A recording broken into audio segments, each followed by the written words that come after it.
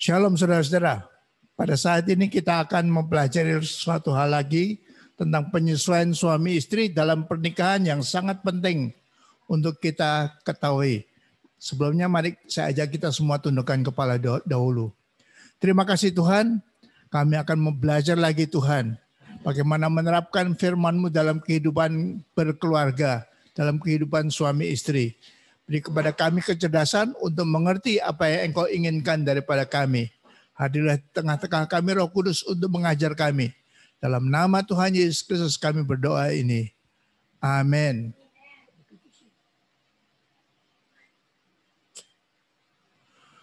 Oke, kita akan mempelajari tentang penyesuaian dalam pernikahan. Silakan diklik. Suatu hal yang sangat penting. Dua orang tidak bisa sukses dalam pernikahan kalau tidak melakukan atau mempunyai penyesuaian yang baik dalam pernikahan mereka. Next.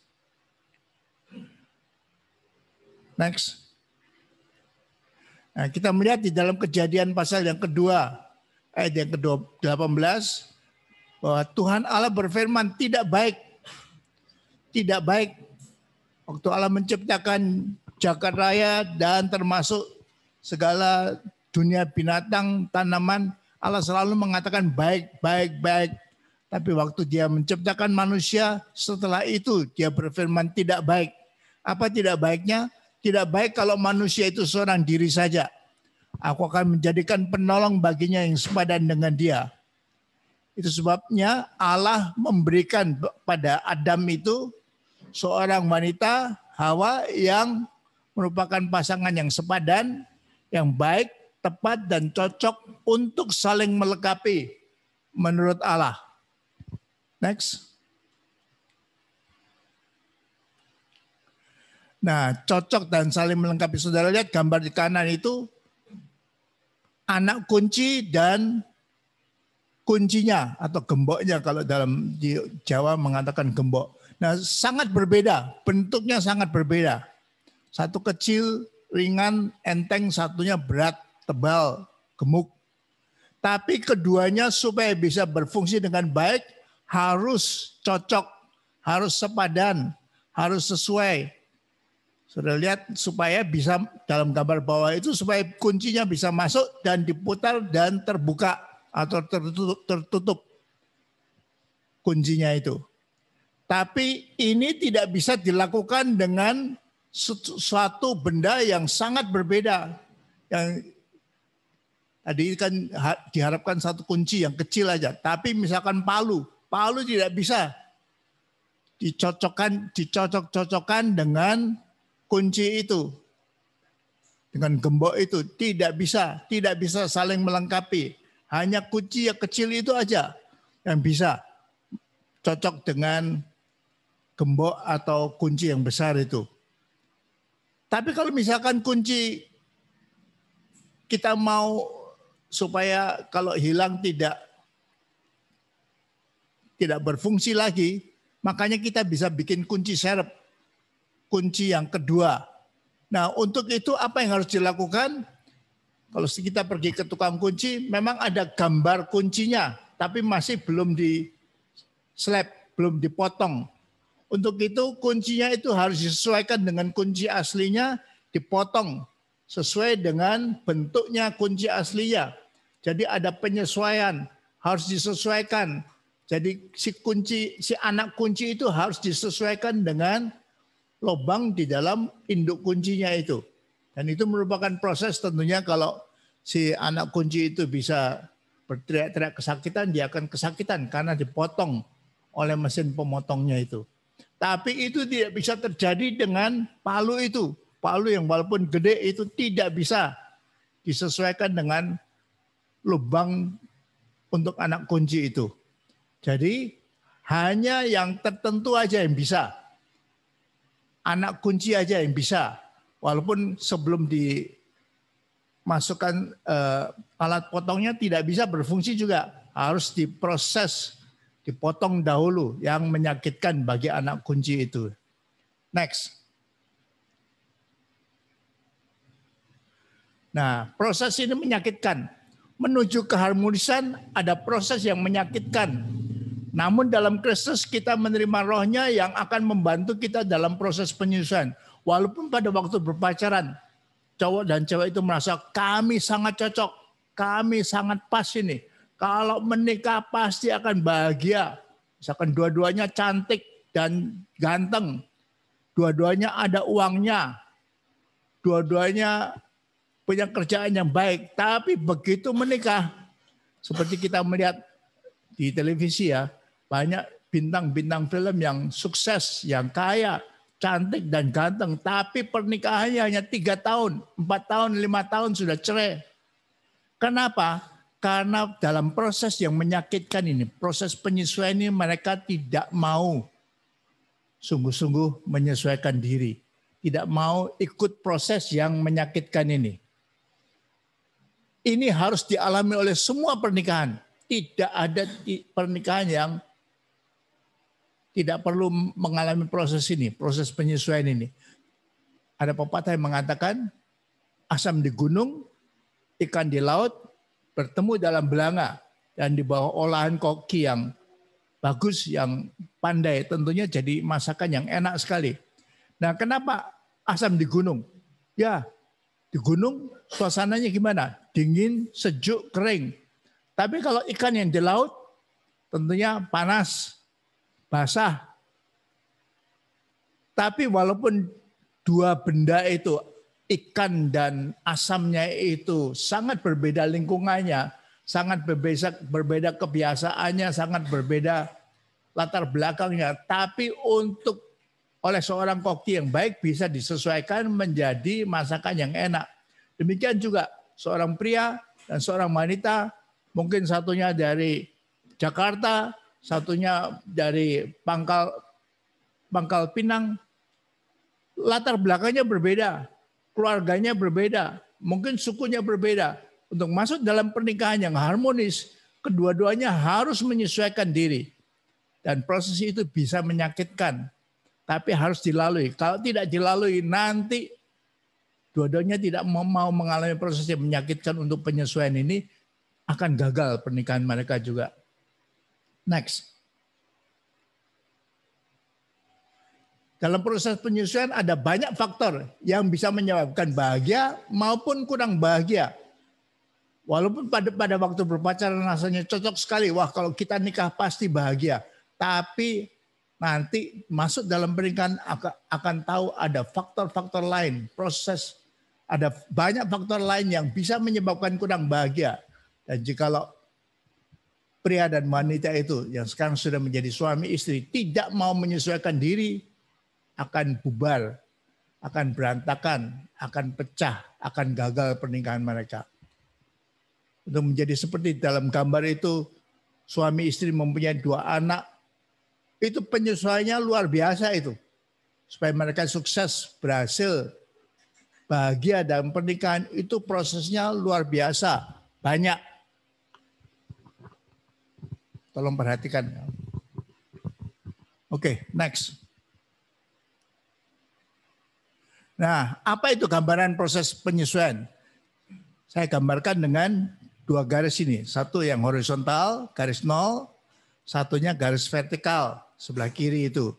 Nah, kalau dalam penyesuaian suami istri itu mereka ada di atas garis 0, yang horizontal itu garis 0, di atas garis 0, maka mereka bahagia. Tapi kalau di bawah garis 0, tidak bahagia.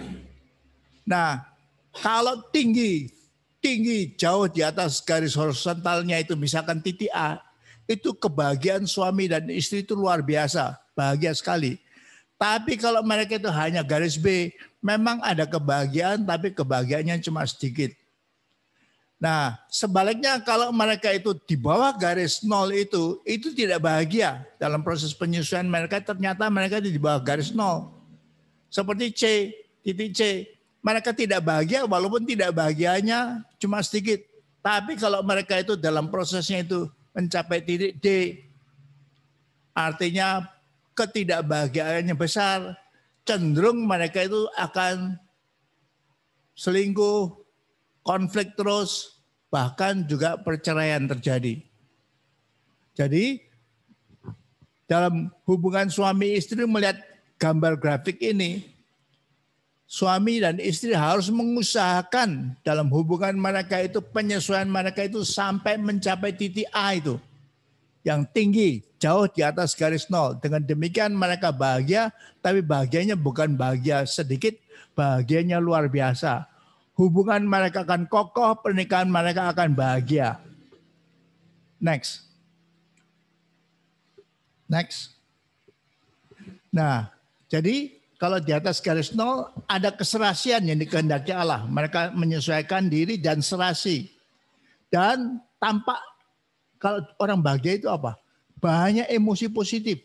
Tenang, sabar, damai, sukacita, saling mengasihi itu tinggi semua. Sebaliknya kalau di bawah garis nol itu ditandai dengan konflik yang terus menerus. Banyak emosi negatifnya, cemburu, benci, marah, dendam, sakit hati. Itu menandai banyak pernikahan yang tidak bahagia. Yang tambah banyak, tambah parah, dan akan tambah berakhir dengan kebencian dan perceraian. Atau selingkuh nanti malah. Karena terlalu rendah di bawah garis nol.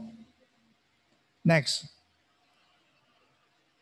Nah, ada hal-hal, faktor-faktor yang akan mengangkat ke arah bahagia, ke atas, tapi ada juga faktor-faktor yang mengangkat atau menarik ke bawah, yang menyebabkan tidak bahagia.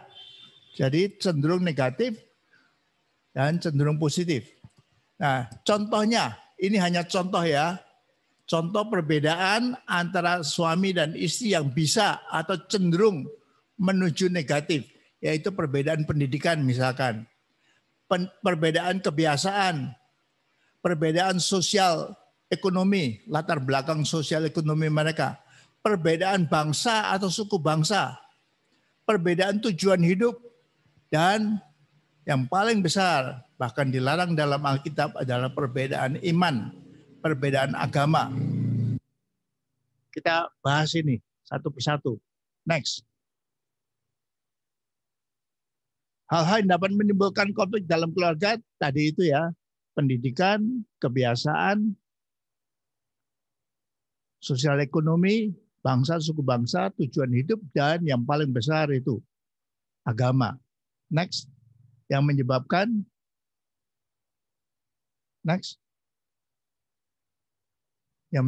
Alkitab dengan tegas melarang pernikahan beda agama ini.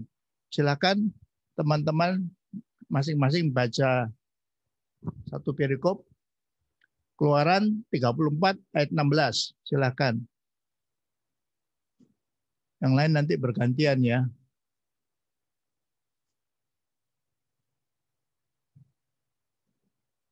Keluaran pasal 34 ayat 16. Keluaran pasal 34 ayat yang ke-16. Apabila engkau mengambil anak-anak perempuan, mereka menjadi istri anak-anakmu, dan anak-anak perempuan itu akan berzina dengan mengikuti Allah mereka, maka mereka akan membujuk juga anak-anakmu laki-laki untuk berzina dengan mengikuti Allah mereka. Jadi diperingatkan di sini, kalau cari istri yang punya Tuhan yang berbeda, punya Allah yang berbeda, ilah yang berbeda, maka istri-istri yang Tuhannya atau ilahnya berbeda akan cenderung menarik suaminya untuk ikut menyembah berhala-berhala yang menjadi kekejian di mata Allah itu ya. Ulangan 7 ayat 3-4, silakan. Ulangan 7 ayat 3-4. Janganlah juga engkau kawin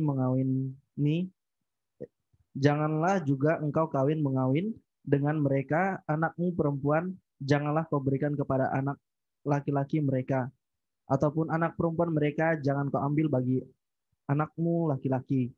Sebab mereka akan membuat anakmu laki-laki menyimpang daripadaku, sehingga mereka beribadah kepada Allah lain. Maka murka Tuhan akan bangkit terhadap kamu, dan ia akan memunahkan engkau dengan segera. Kita melihat di sini Allah kasih peringatan. Bangsa Israel menikahkan anaknya dengan bangsa-bangsa sekitar mereka, bangsa-bangsa di Kanaan yang menyembah Allah yang tidak benar atau yang berbeda, akan menyebabkan banyak masalah dalam pernikahan mereka. Dan Allah dengan tegas melarang mereka, jangan. Kita baca, kita lompati Esra karena itu satu pasal yang banyak sekali. Kita lompat ke Nehemia 13 ayat 26 dan sampai 27. Nehemia 13 ayat 26 sampai 27. Bukankah Salomo raja Israel telah berbuat dosa karena hal semacam itu? Walaupun di antara begitu banyak bangsa tidak ada seorang raja seperti dia yang dikasihi Allahnya dan diangkat oleh Allah itu menjadi raja seluruh Israel. Namun dia pun terbawa ke dalam dosa oleh perempuan-perempuan asing itu. Apakah orang harus mendengar bahwa juga kamu berbuat segala kejahatan yang besar itu, yakni berubah setia terhadap Allah kita karena memperi istri perempuan-perempuan asing? Bahkan kita melihat raja yang luar biasa, Salomo, lebih kaya, lebih bijaksana daripada bapaknya Raja Daud, tapi dia juga tidak tahan masuk dalam pernikahan atau dalam hubungan dengan wanita-wanita asing yang menyembah Allah-Allah, menjadi kekejian bagi Allah. Tapi wanita-wanita itu berhasil mencondongkan hati Salomo untuk ikut menyembah berhala. Bukan saja ikut menyembah berhala, ikut mendirikan tempat-tempat pemujaan di berbagai tempat seluruh Israel sampai Allah marah sekali dan Allah ingin membunuh dia karena dia membawa orang Israel kepada penyembahan berhala. Raja yang besar, yang katanya raja yang bijaksana, yang amsalnya menjadi patokan bagi kita untuk hidup berhikmat, tapi dia juga sudah memperingatkan dalam amsalnya, hati-hati dengan wanita-wanita asing itu, tapi dia sendiri jatuh dan berdosa besar waktu dia terpengaruh oleh wanita-wanita asing itu sehingga dia ikut menyembah berhala. Next. Nah, kita sekarang melihat tadi itu ya, faktor-faktor apa yang menyebabkan ditarik ke bawah ini hubungan suami istri ini. Kita melihat misalkan suaminya seorang S3, doktor, bahkan dokter yang spesialis, yang doktor, tapi istrinya hanya lulus SMP aja. Tapi karena kebutuhan keluarga, setelah lulus SMP harus bekerja. Rasanya waktu berpacaran cocok ya. Cantik dan ganteng. Dan suami akan memenuhi kebutuhan keuangan keluarga itu. Tapi setelah menikah akan banyak perbedaan dalam pendidikan ini menyebabkan banyak masalah. Suaminya pola pikir doktor, istrinya pola pikirnya hanya SMP. Pola pikir yang berbeda itu akan menyebabkan banyak konflik. Suaminya mungkin akan merasa istrinya kok bodoh sekali ya. Hal-hal sederhananya kok tidak bisa memutuskan ya. Tapi istrinya yang hanya lulusan SMP, menurut dia sudah sebijaksana mungkin, sudah sebaik mungkin. Tapi dianggap suaminya yang adalah seorang dokter, wah, itu tidak memadai. Malu-maluin istri seperti ini. Dan kalau di rumah sakit tempat suaminya bekerja, tempat suaminya berkarya itu ada pesta. Banyak dokter datang dan jururawat, bidan itu banyak datang. Istrinya tentunya pertama dibawa oleh suaminya untuk pesta di kantor itu. Tapi ternyata istrinya tidak bisa bergaul. Bukan saja tidak bisa bergaul dengan dokter-dokter pria dan wanita, tapi juga bahkan dengan suster-suster, dengan bidan-bidan tidak bisa bergaul karena dia merasa minder sekali, istrinya merasa minder. Mereka ini ngomong apa sih? Kok tiba-tiba bercanda-canda kok ketawa, ketawanya besar semuanya. Saya nggak ngerti apa yang diketawain. Sebab mereka menggunakan istilah-istilah kedokteran. Humornya itu humor dokter-dokter dan perawat-perawat dan suster-suster yang sama sekali tidak dimengerti oleh si istri yang tidak punya pendidikan kedokteran tentunya ya. Sehingga istri akan minder, merasa dipermalukan. Dia menyingkir atau menyendiri waktu pertama 2-3 kali diajak pesta oleh suaminya. Tapi lama-lama waktu ada pesta lagi di rumah sakit, istri mengatakan, enggak, saya nggak mau datang. Malu-maluin. Saya kelihatan bodohnya. Saya nggak ngerti apa yang mereka bicarakan. Mereka tanya sama saya nggak bisa jawab. Mereka menggunakan istilah-istilah kedokteran, gunakan obat-obatan, nama-nama obat yang saya sama sekali nggak ngerti kok dijadikan bahan humor ya. Apa-apaan itu, saya nggak mengerti. Lebih baik saya di rumah aja sama anak-anak. Jadi suaminya mulai kehidupan sosialnya bebas atau terlepas daripada istri. Sendiriannya tiap pesta di kantor, sendirian. Mungkin juga akan tergoda dengan jururawat yang cantik-cantik ya.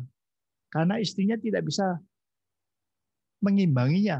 Karena perbedaan pendidikan yang besar sekali itu ya. Next. Faktor kebiasaan. Ini banyak menyebabkan latar belakang kebiasaan. Ya, kita lihat anak masih kecil itu upil-upil ya. Dengan di hidungnya ya. Itu masih ada nggak di antara orang dewasa? Orang dewasa masih melakukan begitu nggak? Nah, faktor kanan. Istri yang dibiarkan oleh keluarganya itu galak. Ngomongnya teriak-teriak di rumah. Mamanya tidak menegur dia. Ini latar belakang kebiasaan. Jadi semua dibolehkan galak gitu. Walaupun rasanya semenang-menang, anak perempuan dibolehkan. Nanti kalau dia masuk dalam pernikahan, kebiasaan itu akan masih ada. Dan itu akan dilakukan terhadap istri, terhadap suami. Suami akan diomelin tiap kali dia jengkel, marah, akan meledak marahnya itu dan teriak keras begitu. Karena dibiasakan, dibolehkan kebiasaan seperti itu waktu masih kecil oleh orang tuanya. Lalu bagian gambar kiri bawah itu kebiasaan buruk lain. Yang pertama itu makan melulu sampai istrinya menjadi gemuk sekali seperti itu. Yang kedua minum alkohol maksudnya ya, mabuk-mabukan.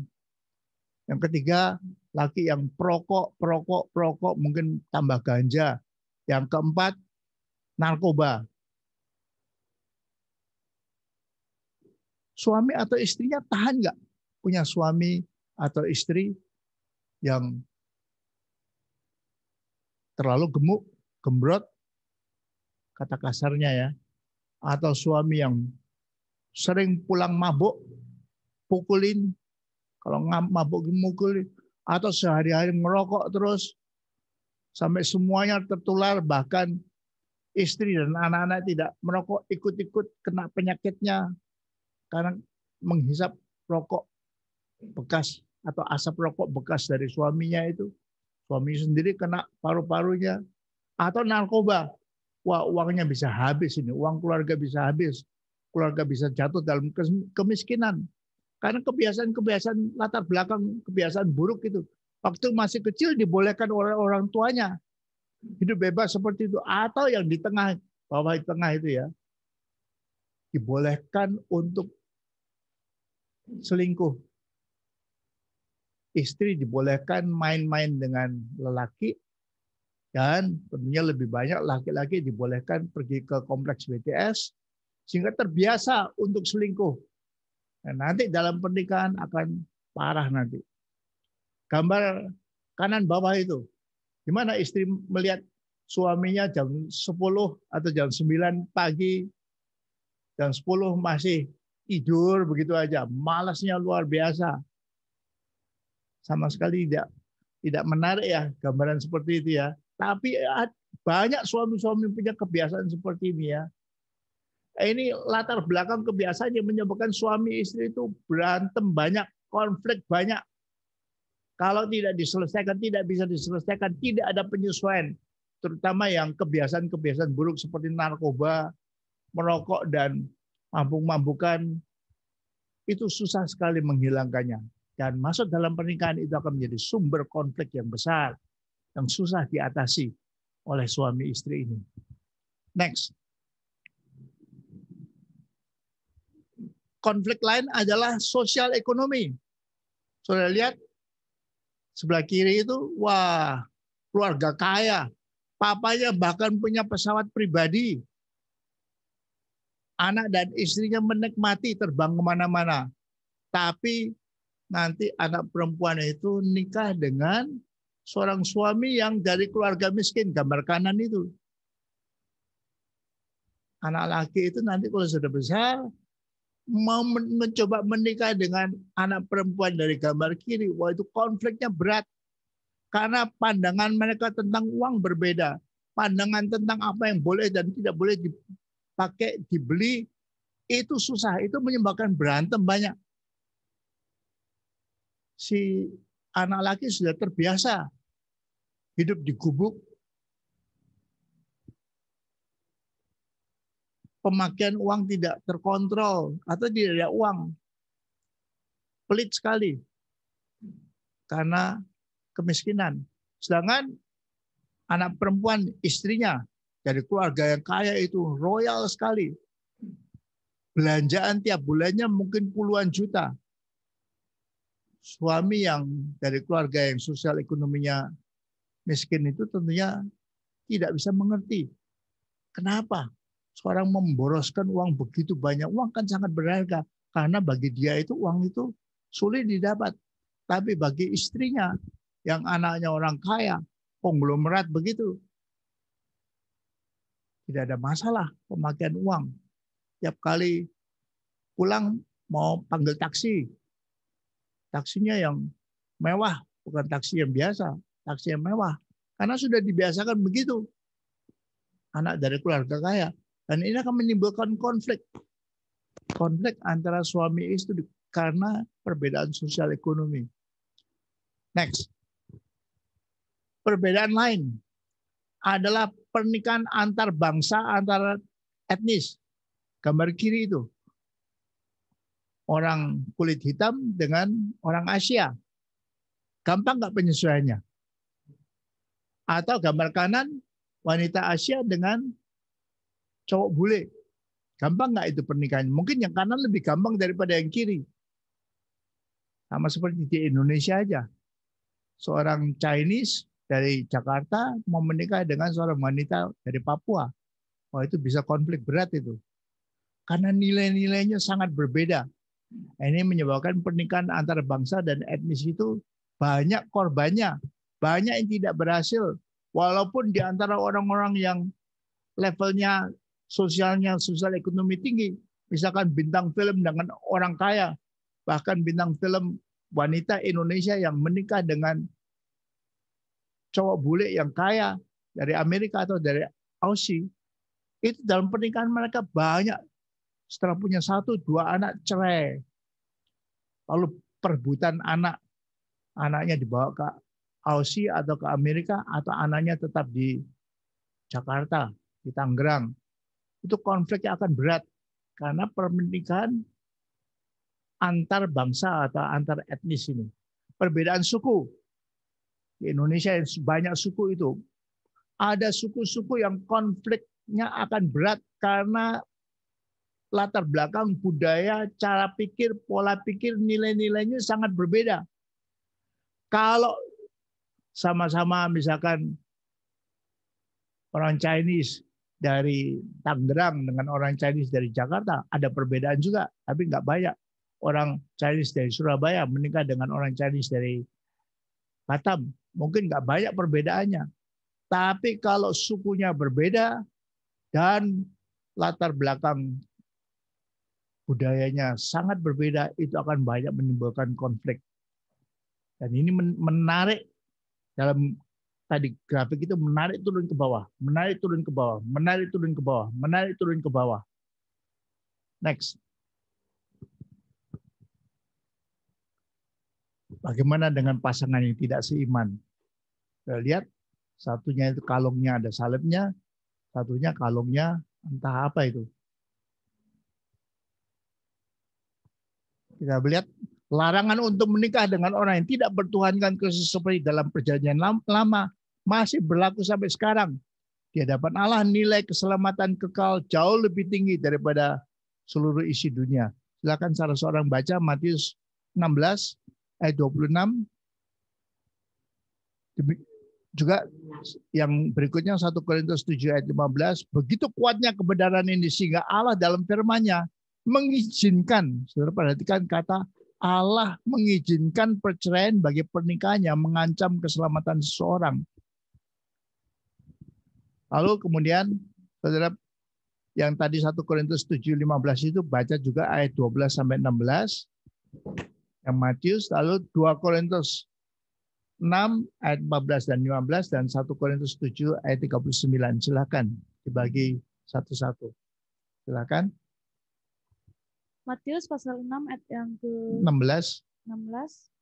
Matius 16 ayat yang ke 26. 6.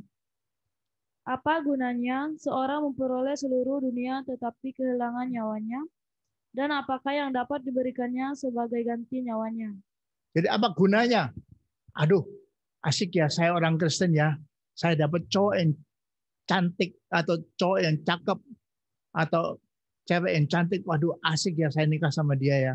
Tapi dalam pernikahan dia mengajak, yuk kita pindah. Kamu ikut agamaku ya. Kamu ikut agamaku ya. Kamu ikut Tuhanku ya. Dan pada saat itu apa yang terjadi? Kalau si cowok yang tadinya Kristen itu berpindah agama sesuai dengan iman istrinya, dia akan kehilangan keselamatannya. Tidak lagi hidupnya bergantung kepada Kristus. Tidak lagi mengandalkan keselamatan kekalnya pada korban Kristus di atas kayu salib. Karena dia sekarang sudah menolak Kristus sebagai Tuhan dan Juru Selamatnya. Waktu dia berubah menjadi seorang Hindu, Buddha, Muslim, dan sebagainya. Silakan dibaca 1 Korintus 7, 12 sampai 16. 1 Korintus 7 ayat 12 sampai yang ke 16. Kepada orang-orang lain bukan Tuhan katakan. Kalau ada seorang saudara beristrikan seorang yang tidak beriman. Jadi saudara perhatikan ini pernikahan beda agama ya. Istrinya bukan orang Kristen, suaminya orang Kristen. Silakan dengarkan firman Allah ini. Next, teruskan. Dan perempuan itu mau hidup bersama-sama dengan dia, janganlah saudara itu menceraikan dia. Jadi kalau istrinya walaupun agama lain, bukan orang Kristen, tapi dia mau hidup dengan suami yang orang Kristen, suami tidak boleh menceraikan istri yang non-Kristen itu. Terus kan? Dan kalau ada seorang istri bersuamikan seorang yang tidak beriman, dan laki-laki itu mau hidup bersama-sama dengan dia, janganlah ia menceraikan laki-laki itu. Demikian juga kalau seorang istri Kristen menikah dengan suami yang non-Kristen, tapi yang suami non-Kristen tetap mau hidup dengan istri yang Kristen. Si istri tidak boleh menceraikan, si istri yang Kristen tidak boleh menceraikan suami yang non-Kristen. Jadi perceraian tidak boleh datang dari yang Kristen. Kalau terjadi perceraian, teruskan bacanya. Karena suami yang tidak beriman itu dikuduskan oleh istrinya, dan istri yang tidak beriman itu dikuduskan oleh suaminya. Andai kata tidak demikian, niscaya anak-anakmu adalah anak cemar. Tetapi sekarang mereka adalah anak-anak kudus. Tetapi kalau orang yang tidak beriman itu mau bercerai, biarlah ia bercerai. Dalam hal yang demikian, saudara atau saudari tidak terikat. Tetapi Allah memanggil kamu untuk hidup dalam damai sejahtera. Sebab sebagaimana engkau mengetahui, hai istri, apakah engkau tidak akan menyelamatkan suamimu? Atau bagaimanakah engkau mengetahui, hai suami, apakah engkau tidak akan menyelamatkan istrimu? Jadi kita melihat dengan tegas di sini ya, perceraian tidak boleh datang dari yang Kristen. Sebab Allah bertanya tadi dalam ayat terakhir ya, apakah kamu tidak bisa menyelamatkan istri atau suamimu? Tapi kalau ada perceraian hanya boleh terjadi kalau yang non-Kristen mau menceraikan suami atau istrinya yang Kristen itu karena beda iman. Ini salah satu perceraian yang diizinkan oleh firman Allah. Jadi perceraian bisa terjadi kalau ada beda agama. Waktu menikah mereka itu beda agama, sudah melanggar firman Allah, tapi mungkin waktu menikah mereka belum sadar bahwa mereka seorang suami Kristen itu melanggar firman Allah, dia tidak sadar karena cinta aja. Tapi sudah menikah, dia tidak boleh menceraikan istrinya yang tidak Kristen. Tapi kalau istrinya yang mau menceraikan dia, boleh terjadi. Nah, bagi Allah itu keselamatan suami itu jauh lebih penting daripada pernikahan. Walaupun pernikahannya bubar, tapi keselamatan sang suami harus tetap ada. Dia tetap harus mewarisi kerajaan surga karena korban Kristus di atas kayu salib. Ayat 39, silakan baca. 1 Korintus 7, 39.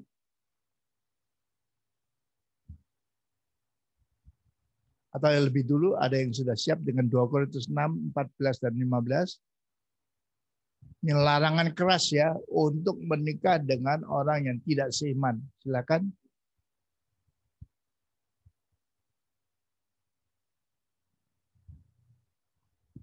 Satu Korintus 7 ayat yang ke-39.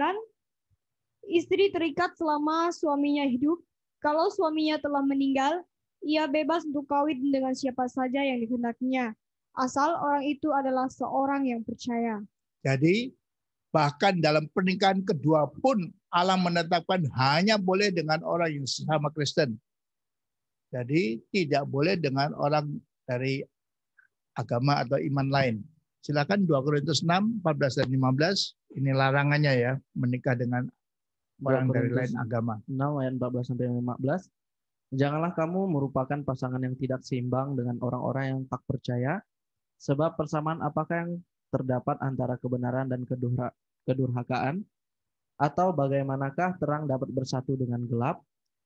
Persamaan apakah yang terdapat antara Kristus dan Belial? Apakah bagian bersama orang-orang percaya dengan orang-orang yang tak percaya?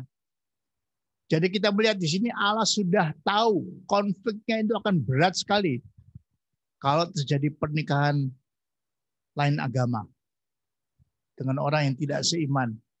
Konfliknya akan berat sekali sebab tidak bisa Baal, Belial dengan Kristus dijadikan satu, itu tidak bisa. Rumah berhala dengan bait Allah tidak bisa dijadikan satu. Pasti konflik. Orang beriman sama orang tidak beriman, pola pikirnya berbeda, nilai-nilainya berbeda, tujuan hidupnya berbeda, kebiasaan-kebiasaannya berbeda, itu akan konflik terus. Maka Allah mengatakan jangan nikah dengan orang yang tidak seiman. Next.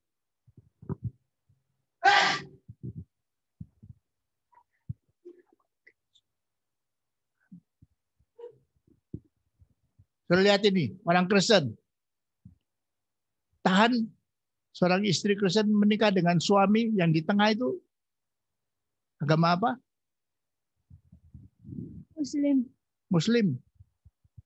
Setelah 5 tahun nikah dia mengatakan saya mau istri yang kedua. Nggak boleh. Kenapa nggak boleh? Kitabku membolehkan. Nanti 5 tahun lagi istri ketiga, istri keempat. Dibolehkan. Jadi perbedaan iman ini menyebabkan konflik yang berat. Istri yang Kristen tentunya tidak bisa terima. Istri yang kedua, tiga, dan keempat itu. Gambar kanan, orang Buddha dengan cara menyembah Gautama itu ya, gambar di atas itu ya. Mau nggak seorang suami atau istri Kristen baik kita menyembah di Borobudur, Gautama? Kita kan dilarang keras menyembah patung-patung seperti itu. Atau kanan bawah, orang Hindu dengan Dewi Kalinya yang tangannya banyak begitu. Mau nggak menyembah Dewi Kali? Tentunya bagi kita sangat tidak bisa penyembahan berhala itu. Nah, sekarang yang kiri bawah itu. sama-sama bertuhankan Kristus, tapi orang Katolik. Dan mereka berlutut menyembah, melakukan doa kepada Bunda Maria. Tahan nggak seorang Kristen, seorang suami Kristen misalkan, diajak untuk berdoa juga, menyembah, berdoa, minta kepada Bunda Maria. Tentunya bagi kita itu, kita dilarang sekali untuk menyembah manusia. Dan Bunda Maria adalah manusia, bukan Allah yang boleh kita sembah. Next. Nah, walaupun ada faktor-faktor negatif tadi itu ya, ada banyak faktor yang positif yang bisa mengurangi faktor negatif dalam penyusuan suami istri itu. Kita sudah belajar tentang kasih agape, eros, dan filia ini. Kasih akan menutupi banyak kekurangan negatif daripada pasangan. Kemudian perintah untuk mengampuni faktor yang sangat diperlukan dalam pernikahan. Banyak suami istri kita akan melakukan kesalahan-kesalahan, tapi tidak bisa diatasi kalau tidak mau mengampuninya. Ataupun minta ampun. Kita sendiri akan banyak sekali melakukan kesalahan-kesalahan, dan kita berani minta ampun. Kesetiaan, satu faktor buah roh yang harus ada di dalam diri seorang Kristen. Dia setia sampai mati, tidak akan selingkuh. Kelemah lembutan, tidak ada kekasaran, tidak ada KDRT, tidak ada main pukul. Kelemah lembutan dalam hubungan dengan suami istrinya. Penguasaan diri, dia bisa menahan diri, tidak sampai meledak-ledak emosinya, tidak sampai tidak tahan diri terhadap godaan seks, godaan makan, godaan minum-minuman keras, godaan rokok, godaan narkoba. Penguasaan diri yang sangat diperlukan. Dan ini bisa mengatasi faktor-faktor negatif. Next. Nah, kita lihat ya. Tadi faktor pendidikan, latar belakang, sosial ekonomi, suku bangsa itu menarik ke bawah, ke bawah, ke bawah, ke bawah, ke bawah. Misalkan ke bawahnya itu jadi minus 50. Suami istri pasti tidak akan bahagia. Karena mereka itu minus 50, jauh di bawah garis nol itu. Tapi untungnya, bagi orang-orang Kristen ada faktor-faktor buah roh itu. Dan perintah Allah, saling mengasihi dengan agape, juga dengan eros, dengan filia, saling mengampuni 70 kali 7 kali. Dan kalau kita bersalah, kita berani mengatakan, I'm sorry, saya salah, ampuni saya. Dan kesetiaan, seumur hidup setia, sesuai dengan janji nikah kita. Dan ada damai dan kesabaran yang menyebabkan kita tidak meledak-ledak. Ada kelemah lembutan dalam hubungan suami istri dan penguasaan diri. Ini faktor-faktor positifnya itu menarik ke atas. Jadi walaupun faktor-faktor negatifnya itu ada minus 50, tapi faktor positifnya ada plus 130. Jadi setelah dihitung-hitung tetap plus 80. Jadi suami istri tetap bahagia. Bahagia tinggi karena plus 80 itu. Di titik yang tinggi itu. Karena walaupun ada perbedaan-perbedaan faktor negatif itu yang minus 50, tapi ada faktor positif yang banyak 130 itu. Sehingga tetap dihitung-hitung adalah plus 80. Next. Nah, sekarang kita melihat dalam pernikahan itu ada 3 masa. Pertama, masa honeymoon. Ini masa ini pasangan baru menikah. Digambarkan mereka masih ada di surga ke-7. Wah, masih mesra sekali. Masa ini relatif singkat sekali. Dalam pernikahan seseorang, masa ini relatif. Masa honeymoon itu relatifnya singkat. Mungkin hanya 1 tahun. Mungkin hanya 6 bulan. Mungkin honeymoonnya cuma 3 bulan. Bahkan mungkin cuma 2 minggu pulang, atau bahkan 3 hari. Pulang dari pesta pernikahan 1-2 hari, jalan-jalan di Jakarta, sudah berantemnya hebat. Sudah keluar dari masa honeymoon. Jadi masa pertama adalah masa honeymoon. Dan ini cepat sekali dilewati. Kalau 1 tahun aja masa honeymoonnya sudah bagus sekali. Mereka saling mengasihi di surga ke-7 selama 1 tahun. Itu sudah bagus sekali.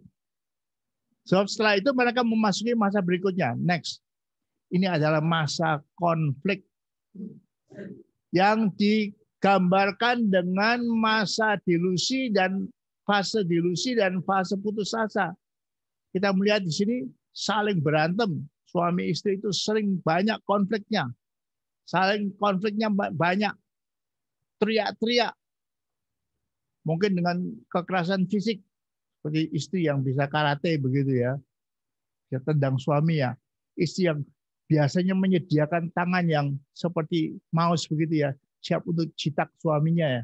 Kalau suaminya nggak nakal-nakal atau tidak turut dia sedang baca koran di sofa, tiba-tiba dari belakang istrinya lewat, kepalanya jitak begitu. Karena masa konflik ini. Nah, masa konflik ini dibagi dalam 2 fase. Next. Pertama adalah fase delusi. Mulai kecewa ini. Bangun pagi aja susah, apalagi bangun keluarga. Pada fase ini pasangan berusaha keras untuk mendapatkan keinginan mereka. Berusaha untuk membentuk pasangan mereka yang seperti yang mereka kehendaki, seperti impian mereka.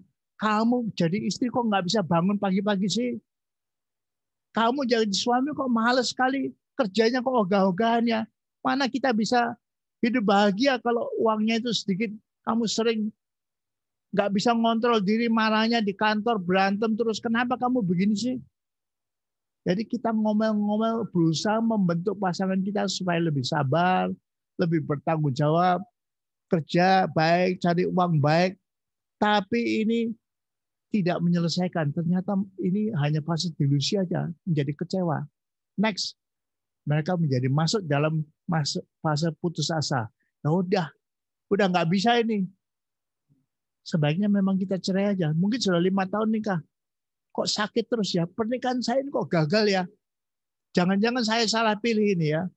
Jangan-jangan saya dapat istri yang parah seperti ini. Dia mulai mikir perceraian. Gimana kalau ada yang lain ya? Dan kalau di kantor itu ada sekretaris yang mengidolakan dia. Sedangkan istri di rumah sudah bego-begoin dia, bodoh-bodohin dia, brengsek-brengsekin dia. Sedangkan di sekretaris di kantor ini panggilnya Mas dengan suara yang indah, dengan lagu yang baik. Jangan-jangan lebih baik saya cerai aja sama istri ya. Saya dapatkan si Ani ini yang mau sama saya, sekretaris di kantor itu. Atau mereka mulai berpikir sebagai martir, karena tidak bisa cerai. Kalau nggak bisa cerai, nggak boleh sama keluarga atau karena imannya, ya udah mati aja. Sebaiknya siapa yang mau mati? Kamu mati lebih dulu atau saya mati lebih dulu?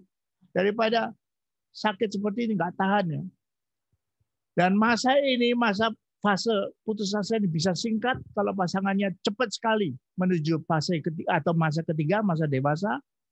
Bisa 3-6 bulan aja tahu ini konflik berat ini. Saya harus berubah ini. Dua-duanya mengatakan begitu, saya harus berubah ini. Dan dua-duanya mulai berubah. Mungkin masa konflik ini hanya 1 tahun aja atau 3-6 bulan aja sudah selesai. Atau masa ini bisa panjang karena dua-duanya nggak mau dewasa. Bisa 5 tahun, 10 tahun konflik. Sudah kamar tidurnya sudah nggak mau tidur di satu kamar. Ngomongnya selalu galak satu sama lain. Saling pelit satu sama lain. Saling cuek satu sama lain. 5-10 tahun. Bahkan masa konflik ini bisa seumur hidup. Sampai salah satu mati. Sampai salah satu meninggal. Ini kita lihat perceraian pernikahan-pernikahan yang parah seperti ini ya. Sudah tidak mau. Mungkin mereka karena tidak tahan hidup bersama, satunya tinggal di Surabaya, satunya tinggal di Jakarta. Anak-anak suruh milih, mau hidup sama mama atau sama papa. Karena sudah nggak tahan. Dalam konflik itu tidak selesai-selesai. Sudah dicoba, sudah dirayu, sudah ditangisin, sudah digalakin. Dalam fase delusi nggak berubah-berubah. Ya sudah putus asa. Ya udah. Kita nggak bisa kumpul, ya udah kita pisah aja. Pisah rumah, pisah kamar, dan pisah kota bahkan. Next. Tapi ada fase yang ketiga. Ini harapannya. Dua-duanya mau dewasa adalah masa dewasa ini. Suami istri yang tadinya itu honeymoon, seperti surga ke-7, tapi kemudian masuk masa konflik. Tapi karena dua-duanya sadar dan dua-duanya punya Yesus Kristus, dua-duanya orang beriman, dua-duanya punya Roh Kudus, saling mentaati firman Allah, mau mengampuni, mau minta ampun, mau sabar, tidak boleh ada KDRT, tidak boleh ada kekerasan, mau lemah lembut, mau menguasai diri, maka mereka bisa memasuki masa dewasa. Ini nikmatnya, ini manisnya pernikahan, ini tujuan. Inilah yang menjadi tujuan pernikahan.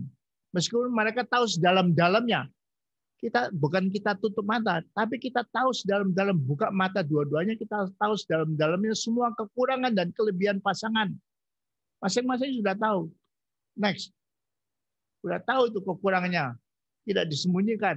Mereka bahkan mengasihi karena melihat kekurangan-kekurangan itu. Justru kekurangan-kekurangan itu jadi faktor positif.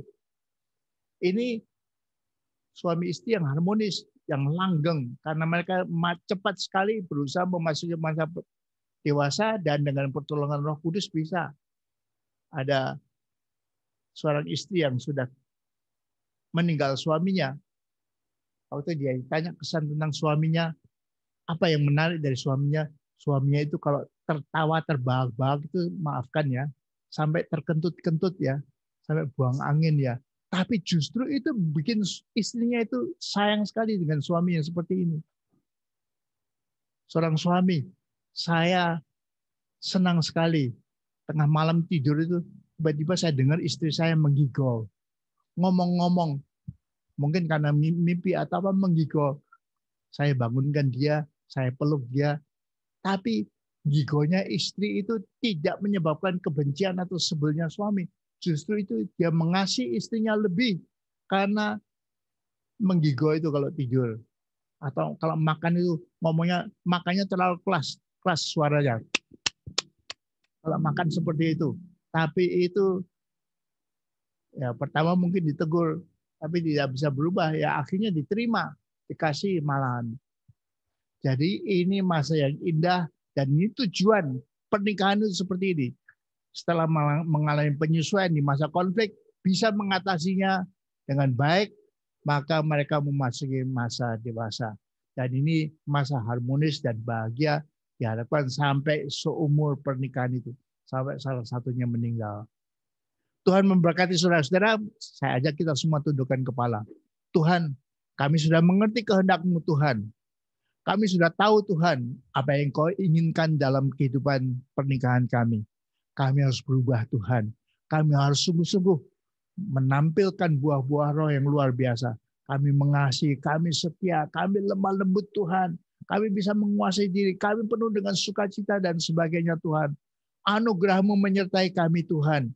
Roh Kudus-Mu membimbing dan mengajar kami dan memberi kekuatan bagi kami untuk menjadi suami-suami unggul dan istri-istri unggul Tuhan. Dan kami membina keluarga yang bahagia sesuai dengan janji nikah kami sampai maut menceraikan kami. Kami mengasihi, kami berkorban bagi pasangan kami. Terima kasih Tuhan.